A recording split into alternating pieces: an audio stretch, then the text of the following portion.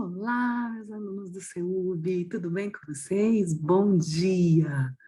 Hoje nós vamos para uma aula de Direito Penal. A gente vai terminar o lugar do crime e vamos falar um pouquinho de umas disposições gerais que tem no Código Penal, logo no começo, sobre a lei penal.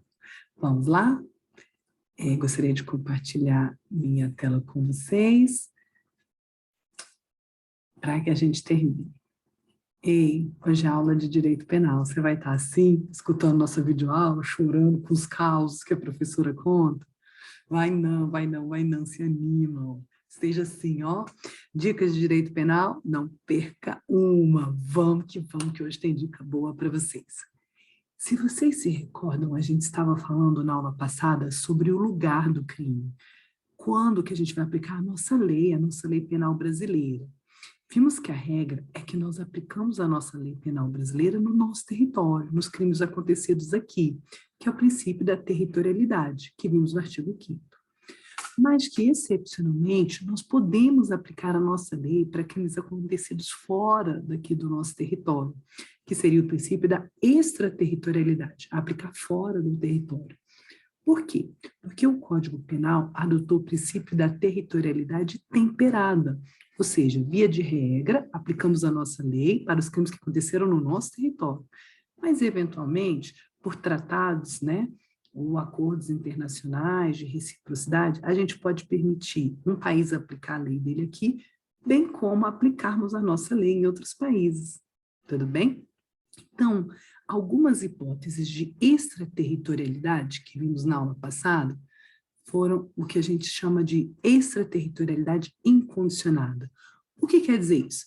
Quer dizer que vamos aplicar a nossa lei incondicionalmente. Se aconteceu esse crime, por exemplo, um crime contra a vida ou contra a liberdade do nosso presidente, nós iremos aplicar a nossa lei brasileira, O princípio da defesa, o real, tudo que é o nosso interesse relacionado à nossa soberania, aos nossos bens, ao nosso patrimônio, à fé pública, tudo do Brasil, dos estados, dos municípios e das empresas públicas e tudo mais, nós iremos aplicar a nossa lei incondicionalmente. Não importa se outro país aplicou ou não, nós iremos aplicar também. Porque se ele não aplicou, nós garantiremos que o agente será punido de acordo com as nossas leis. E se ele aplicou, ele vai cumprir a pena lá, depois ele será julgado aqui e vai cumprir a pena aqui. Claro que nós descontaremos uma parcela, o que ele já cumpriu lá, da pena a cumprir aqui, tudo bem? Nós descontaremos ou atenuaremos, se forem penas de natureza diferente. Mas vamos falar isso logo no artigo 8º, a seguir, não se preocupem. Então, na aula passada, nós estávamos falando da extraterritorialidade incondicionada, onde aplicaremos a nossa lei sem qualquer condição. Aplicaremos sim. Na aula de hoje, gostaria de falar para vocês da extraterritorialidade condicionada, que está no inciso 2 do artigo 7º, ou seja, para aplicarmos a nossa lei para crimes cometidos fora do nosso território, é preciso que haja algumas condições. Vamos ver quais são? Então, olha lá. Ficam sujeitos à nossa lei, a lei brasileira, embora tenham sido cometidos no estrangeiro, então crimes cometidos lá fora. Os crimes que, por tratado ou convenção, o Brasil se obrigou a reprimir. Por exemplo, o feminicídio, o tráfico de drogas, a falsificação de moeda, são crimes que o Brasil assinou tratados, assinou acordos internacionais se comprometendo a reprimir a tortura, o genocídio e etc. Crimes também praticados por brasileiro. Aqui é em relação à nacionalidade do agente que o nosso brasileiro praticar, tá certo? Olha, o primeiro, em relação ao tratado, convenção, o princípio que orienta essa norma é o que a gente chama de princípio da justiça penal universal ou cosmopolita, Então, é nesses tratados que a gente faz internacionalmente, a gente concorda, não, esse crime realmente todos puniremos. Então, é o que orienta essa letra A. A letra B, praticados por brasileiro, o princípio que orienta é o princípio da nacionalidade ativa, onde vamos ver a nacionalidade do agente. Então, cometidos por nosso cidadão, nos dê aqui nosso cidadão que nós o puniremos, tá certo? Quaisquer crimes, não necessariamente ou apenas os previstos em tratados. E, por fim, os crimes praticados em aeronaves ou embarcações brasileiras, mercantes ou de propriedade privada, quer dizer, do comércio privado, quando em território estrangeiro, aí não sejam julgados. Imagina, lembra que a gente falou que as nossas aeronaves, embarcações de bandeira brasileira, se forem privadas e elas estiverem no estrangeiro, em águas internacionais, ou no estrangeiro, a gente vai aplicar a lei de lá. Então, imagina um avião da Latam, que saiu aqui de Brasília e foi até Lisboa. Se ele estiver em Brasília, aplicaremos a lei brasileira. Se ele estiver no espaço aéreo internacional, aplicaremos a lei brasileira, o princípio do pavilhão ou da bandeira, tá certo? Do avião. Mas, se o avião da Latam pousar lá em Portugal, aí vai aplicar a lei portuguesa, porque é uma aeronave privada, tudo bem?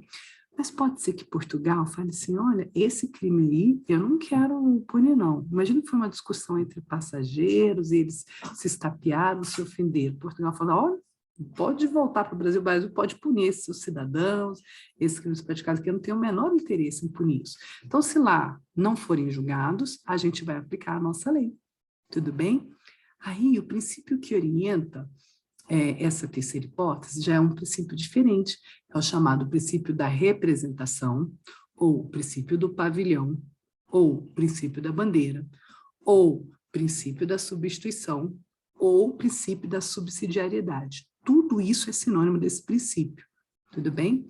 Então, são essas três hipóteses aqui, são crimes onde nós aplicaremos nossa lei, crimes que foram cometidos em outro país, mas com algumas condições. Então, são hipóteses de extraterritorialidade condicionada. Mas que condições seriam essas, professoras? As condições são as seguintes, que estão no parágrafo 2º, que nos casos do inciso 2, a aplicação da lei brasileira depende do concurso das seguintes condições. Primeiro, o agente tem que entrar no território nacional. Ele tem que vir para o Brasil. Se ele não vier, não vai ser punido. Segundo, o fato também tem que ser punível no território em que foi praticado. Então, por exemplo, se não é crime lá no outro país, não vai ser crime aqui. Então, imagine alguém que use drogas na Holanda. Se não for crime lá, então não podemos punir aqui. Tem que ser previsto como crime nos dois países, tudo bem? O crime também tem que estar incluído entre aqueles que a nossa lei autoriza a extradição. O quarto requisito. O agente não pode ter sido absolvido no estrangeiro ou não ter cumprido pena aí. Então, se ele foi absolvido lá, nós não julgaremos, tudo bem? Ou se ele cumpriu pena lá, nós não julgaremos. Não ter sido agente perdoado no estrangeiro ou por outro motivo, não está extinta a punibilidade segundo a lei mais favorável.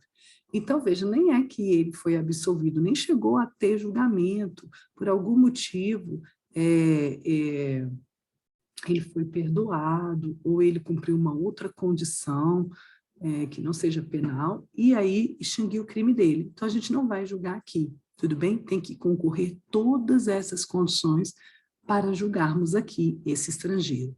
Então, esses são os casos apenas do inciso 2, de extraterritorialidade condicionada, tudo bem? Então, tem que entrar no nosso país, ser crime lá, ser crime aqui, e etc.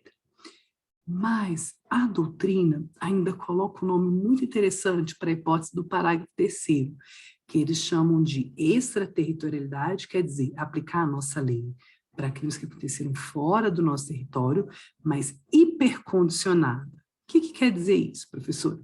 Quer dizer que além dessas condições que a gente acabou de ler aqui no parágrafo 2º, há mais condições. Por isso é chamado de hipercondicionado, tudo bem? Então, quais seriam essas condições, professora? Essa aqui, ó. Além de todas essas, não ter sido pedida ou foi negada a extradição, ou seja, essa primeira imagem aqui ilustra essa condição, né?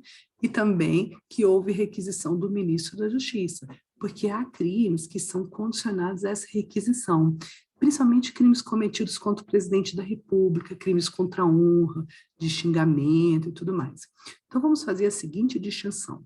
Se for um crime contra a vida do nosso presidente, como um atentado, uma tentativa de homicídio, ou contra a liberdade dele, um sequestro, nós aplicaríamos a nossa lei incondicionalmente. Princípio da defesa. Vamos defender o nosso país, nosso interesse, nossa soberania. Tudo bem? Mas se forem outros crimes, como crime contra a honra, é preciso, entra nessa hipótese hipercondicionada. O ministro da Justiça tem que requisitar e todas aquelas outras condições que a gente viu no parágrafo 2º, se forem outros crimes. Tudo bem? Então, sobre o lugar da aplicação da nossa lei, era isso que tínhamos que falar, que ficou pendente da aula passada. Tudo bem? Agora, quero conversar com vocês sobre alguns dispositivos esparsos do Código Penal, aí, que vão do artigo 8º ao 12, são dispositivos mais genéricos, mas do qual já falamos, ou você certamente já ouviu falar. Olha aí o artigo 8º. O artigo 8º é aquele que fala assim, que a pena que for cumprida no estrangeiro, em outro país, vai atenuar a pena que ele tiver que cumprir no Brasil pelo mesmo crime, no caso das hipóteses de extraterritorialidade incondicionada, tudo bem?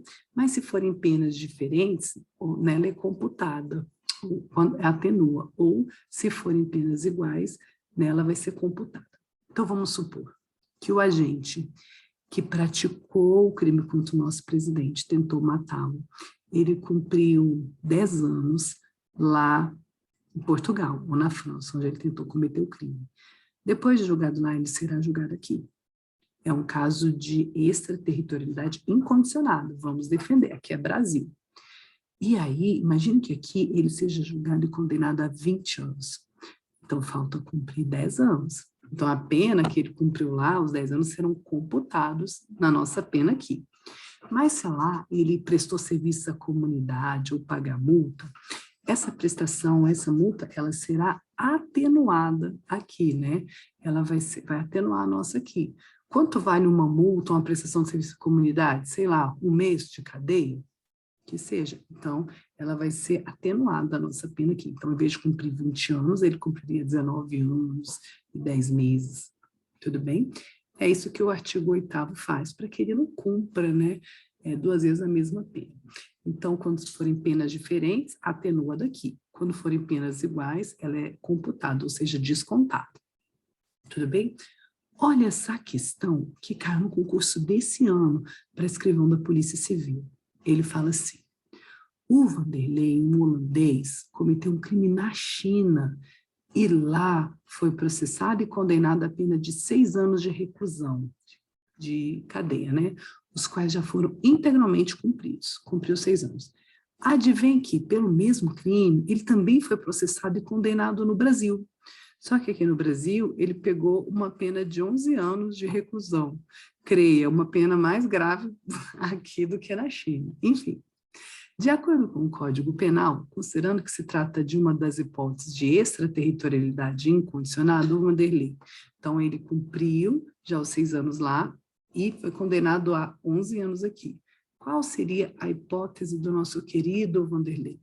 Não deve cumprir nenhuma pena no Brasil, tudo bem, porque já cumpriu a pena na China, ou porque o Brasil e China não possuem tratado de extradição, ou porque tem a proibição do princípio do bis in idem, ainda deve cumprir 5 anos aqui, ou deve cumprir 11 anos integralmente a pena em razão da soberania brasileira.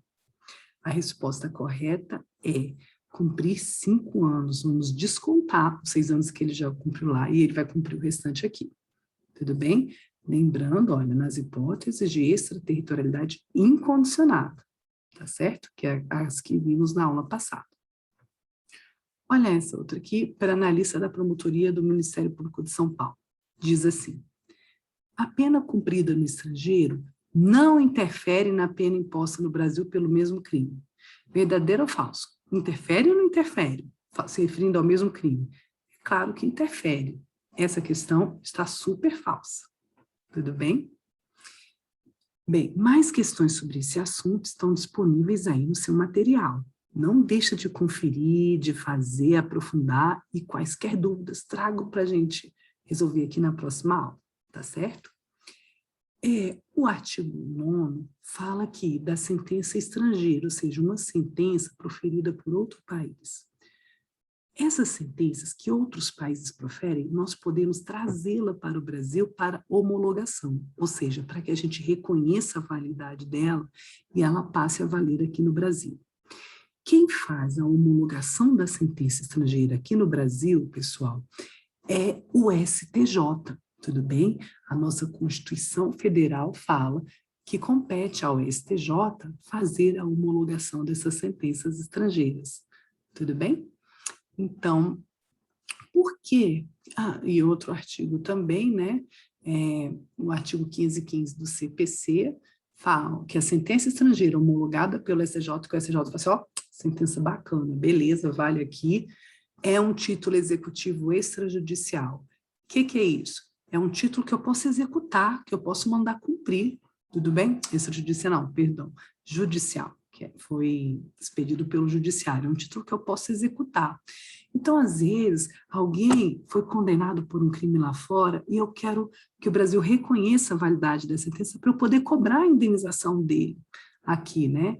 Então, olha, essa sentença pode ser homologada no Brasil para obrigar um condenado à reparação do dano, a restituições e outros efeitos civis, ou também para sujeitá-lo a medida de segurança. Então, às vezes é uma pessoa inimputável, quer dizer que não pode punir, praticar crime, ser preso, ele precisa às vezes de ser internado, alguma medida de cunho psiquiátrico, por exemplo. Então, para que ele cumpra essa medida aqui, a gente precisa reconhecer a validade dessa lei e ele vai cumprir essa medida aqui, tudo bem? E se for para esses efeitos civis, esses fins de indenização e tudo mais, é preciso que a parte interessada peça, ou seja, que ela requeira, né, essa homologação. Se a parte interessada que vai ser beneficiada pelo dinheiro não requerer, nada faremos, não faremos grandes esforços para homologar essa sentença aqui, porque é muito mais o interesse patrimonial particular dela, tudo bem? Então, olha aqui, para que há uma homologação de sentença estrangeira? Olha essa definição aqui desse autor, do Alberto Silva Franco, diz assim: para combater com maior eficiência dentro de suas fronteiras a prática de fatos criminosos, o Estado se vale, por exceção, de atos de soberania de outros Estados, ou seja, julgamento feito em outro país, a sentença estrangeira, aos quais atribui certos e determinados efeitos. Para tanto, então, ele homologa essa sentença penal estrangeira de modo a torná-la um verdadeiro título executivo nacional, para que ela passe a valer aqui. Tudo bem? Tudo isso conforme a Constituição Federal, aí no artigo 105. Tranquilo? Então, é isso. Outra disposição esparsa que tem aí no Código Penal, a gente falou do artigo 9º, essa homologação de sentença estrangeira, agora o artigo 10º. O artigo 10º nos ensina como contar prazos de direito penal. No direito penal, a contagem de prazos é muito interessante. Inclui-se o dia do início, o dia do crime, ele já entra no dia 1. Cometeu o crime hoje já é o dia 1. Não é do dia seguinte, do dia útil seguinte, como é no processo penal. Tudo bem? É diferente. Aqui já se conta o dia do crime. Olha o que diz o artigo 10. O dia do começo inclui-se no cômputo do prazo. Contam-se os dias, os meses, anos pelo calendário comum. O prazo processual é diferente. Olha o que diz o CPP, o Código de Processo Penal. Não se computará no prazo o dia do começo. Olha que interessante, começa do dia seguinte, tá certo? Tem uma diferença. E o que é um dispositivo, professora, de direito penal e um dispositivo de processo penal? Muito bem, tudo que tiver direito relacionado diretamente à liberdade do cidadão é de direito penal. Se for tempo de cumprimento de pena na cadeia, a gente considera que o direito penal inclui o do começo, que é mais favorável a ele. Aquele dia já começa como dia 1. E sobre o andamento do processo, o protocolo e tudo mais, a gente usa o CPP, tudo bem? Então, quais seriam aqui os exemplos? Prazo para a vítima representar, quer dizer às autoridades que quer processar aquele ofensor. Ela tem um prazo de 6 meses. Esse prazo é contado do dia em que ela já sabe quem foi o ofensor dela. esse dia já entra no cômputo, já é o dia 1, então essa vítima tem que correr. Percebe que é um prazo a favor do réu? Porque se deixar para o dia útil seguinte, é um prazo, seria em favor dessa vítima, né? Também, por exemplo, o prazo para cumprir a pena. Se foi condenado hoje e foi para a prisão hoje, se for 11 horas da noite, que seja, já começou a contar como um dia de cumprida a pena. Percebe? E o prazo de prescrição, quer dizer, o prazo que o Estado tem para investigar, processar e punir o agente. Já começa a correr do dia do crime. O quanto antes ele já conta, o Estado tem que ser mais eficiente. Então, são prazos de direito penal em favor do réu, tudo bem? E inclui o dia do início. Falando isso, dito isso sobre o artigo 10, olha o que diz o artigo 11. Desprezam-se nas penas privativas de liberdade e nas restritivas de direito as frações de dia e na pena de multa as frações de cruzeiro. Diga-se, lê-se real, que é a nossa moeda atual. O que quer dizer isso? Quer dizer assim, quando a gente é condenado a uma pena, a gente fala uma pena de tantos anos, meses e dias. A gente não fala horas, tudo bem? Então, as frações do dia, né, as horas, a gente despreza. A gente fala assim, foi condenado a 5 anos, 11 meses e 10 dias. Tudo bem? A gente não fala as horas, tá certo? Então, se alguém é encaminhado à penitenciária às 23 horas, aquele dia já conta como o dia de cumprimento da pena. E aí, maravilha, então ninguém é condenado a pena de multa em reais, não, a gente despreza os centavos e não vai cobrar, tudo bem? É isso que quer dizer. E o último dispositivo dessas disposições gerais diz assim: as regras gerais desse Código Penal, que a gente vai estudar ao longo desse semestre, aplicam-se aos fatos previstos em leis especiais, como a lei de drogas, a lei de armas, a lei de tortura, a lei dos crimes hediondos, a lei de contravenções penais, vai aplicar, se essa não dispuser de modo diferente. Se essa lei especial der um tratamento todo especial àquele crime, é ela quem vai prevalecer. Mas se ela não fala nada, a gente usa esse Código Penal subsidiariamente. Tudo bem? Então, por exemplo, assim, olha a Lei de Contravenções Penais.